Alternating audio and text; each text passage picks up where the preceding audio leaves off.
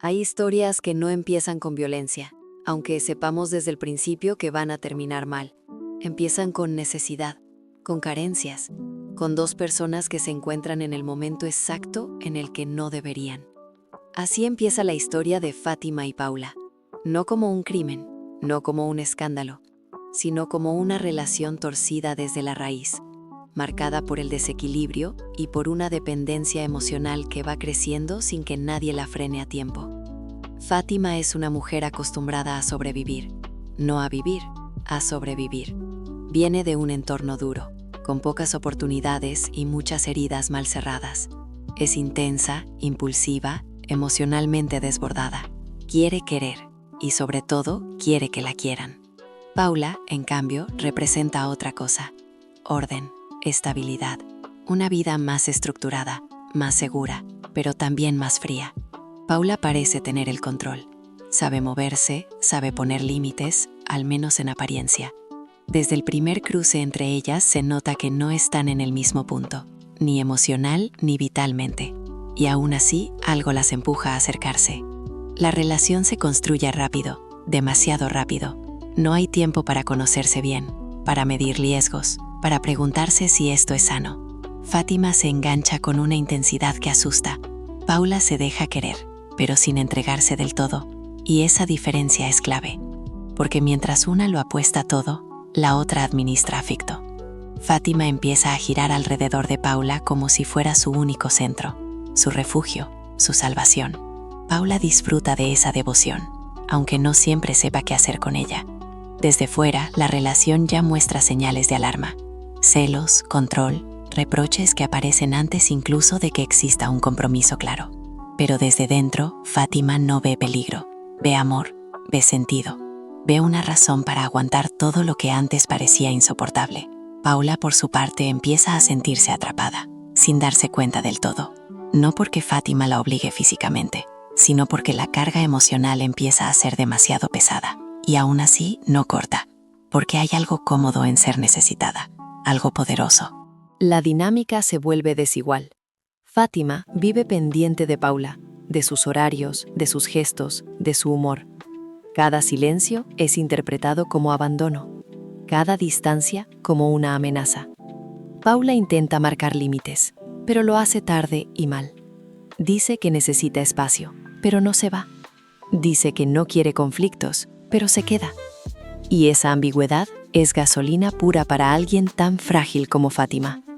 Poco a poco, el amor deja de ser amor y empieza a parecerse más a una jaula.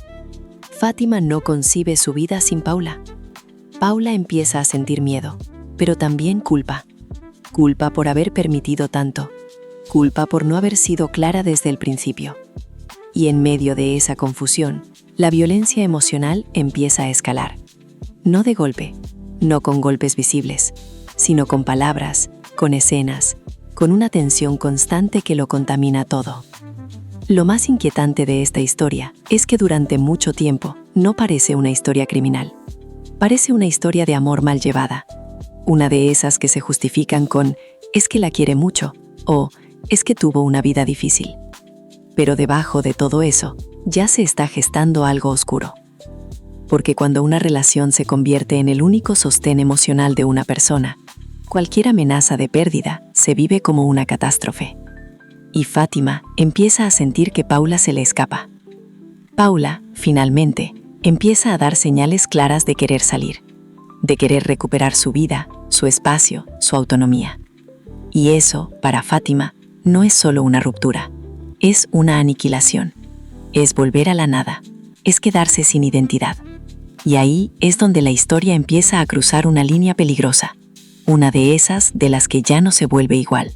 A partir del momento en que Paula empieza a marcar distancia de verdad, la relación entra en un punto de no retorno. Ya no son discusiones aisladas ni escenas de celos puntuales. Es una tensión constante que lo invade todo. Fátima percibe cada gesto como una señal de abandono, cada intento de independencia como una traición. Su mundo se ha reducido tanto que Paula ya no es una parte de su vida, es su vida entera. Y cuando eso ocurre, el miedo a perder se transforma en algo mucho más oscuro. Paula intenta salir con cuidado. Habla de espacio, de tiempo, de la necesidad de respirar. Cree que puede hacerlo sin hacer daño, sin provocar una explosión. Pero no entiende, o no quiere entender, que para Fátima no existe una salida suave. No hay términos medios. O está todo, o no hay nada. Y ese no hay nada es insoportable. Fátima empieza a vigilar más, a controlar, a preguntar de forma insistente, a aparecer donde no debería. No lo vive como acoso, lo vive como supervivencia, como la única forma de no desaparecer. El ambiente se vuelve irrespirable. Fátima siente miedo, pero también una culpa que la paraliza.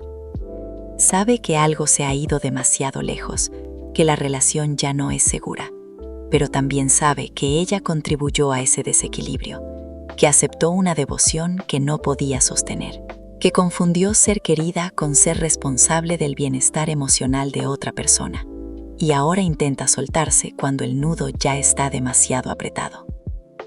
Fátima empieza a interpretar la realidad desde un lugar distorsionado. Cada conversación se convierte en una prueba, cada gesto neutro en una amenaza. Su dolor ya no busca alivio, busca explicación, y cuando no la encuentra, aparece la rabia. No una rabia explosiva al principio, sino una rabia fría, contenida, que se acumula. Esa es la más peligrosa, la que no grita, la que espera. El desenlace no llega como un arrebato repentino, sino como la consecuencia lógica de una escalada que nadie detuvo. Para Fátima, el mundo ya está perdido antes de que ocurra nada. Paula ya no es alguien que se va, es alguien que la deja sin nada. Y en ese estado mental, la frontera entre amar y destruir se vuelve difusa. No hay claridad, no hay reflexión, solo una necesidad desesperada de evitar el vacío, cueste lo que cueste. Después todo es silencio, un silencio pesado, definitivo. Paula deja de ser una presencia y se convierte en ausencia. Fátima no encuentra la paz que creía que encontraría. No hay alivio, no hay triunfo, no hay cierre emocional. Solo queda una mujer rota que confundió el amor con la posesión y la necesidad con el derecho a retener a alguien a cualquier precio. La tragedia no está solo en el acto final, sino en todo lo que lo hizo posible mucho antes. La historia de Fátima y Paula no es solo la historia de un crimen, es la historia de una relación mal construida desde el inicio, de límites que no se pusieron, de carencias que se taparon con afecto y de una dependencia que nadie quiso ver a tiempo. No hay monstruos evidentes, no hay villanas de manual. Hay personas heridas tomando decisiones desde el peor lugar posible, el miedo a quedarse solas. Y ahí es donde Mujeres Asesinas golpea más fuerte. No te pide que justifiques, pero sí que entiendas. No te invita a empatizar con la violencia, sino a reconocer las señales antes de que sea demasiado tarde. Porque casi nunca empieza con un golpe. Empieza con una necesidad. Con alguien que cree que sin la otra persona no existe. Y así, querida alma chismosa de Cine con Contacto, cerramos esta historia incómoda, densa y profundamente triste. Una de esas que no se olvidan rápido, porque no hablan de maldad pura, sino de vínculos rotos que se volvieron mortales. Si este relato te dejó pensando, cuéntamelo en los comentarios. Aquí no romantizamos el daño, pero sí hablamos de las historias que incomodan, porque a veces, entender es la única forma de no repetir.